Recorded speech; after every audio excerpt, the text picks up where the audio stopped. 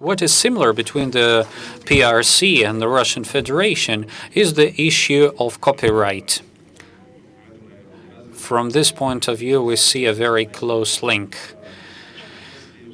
After Russia made it to WTO, the issue ceased to be as abstract and has converted into a very practical form.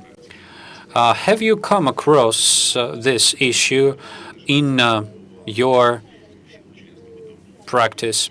And are you expecting the next wave on copyright? We are looking at a number of cases on copyright, and we have come up with the initiative to establish a specialized copyright court. Foreign investors contact us quite often with this kind of needs. To this effect, usually we see two main cases. One is registration of foreign objects of intellectual property by Russian companies for them, and then the mimicry of brands which some Russian entrepreneurs use.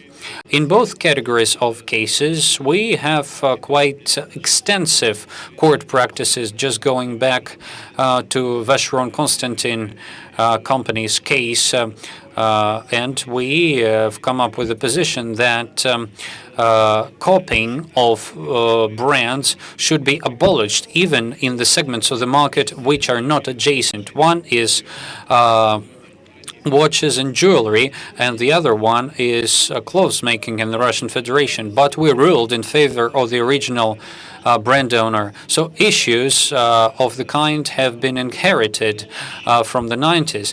But we've done quite a lot of housekeeping since then, and foreign copyright owners very often prevail in this kind of cases and protect the rights. Just to follow up on that, about the specificity of Russia's life, the revolution in the consumption, which we've seen in the decade or a dozen of years, that the times when Puma was called Rita, this is going back to Cyrillics, because, and I apologize to interpreters because it's very difficult to interpret, but there were the times when Puma was read as Rita in the Cyrillics. Now I can state that almost all Russian investors and foreign investors are very particular about protection of intellectual property. They think about what kind of brand should be registered, whether it will go through or not. They do their homework.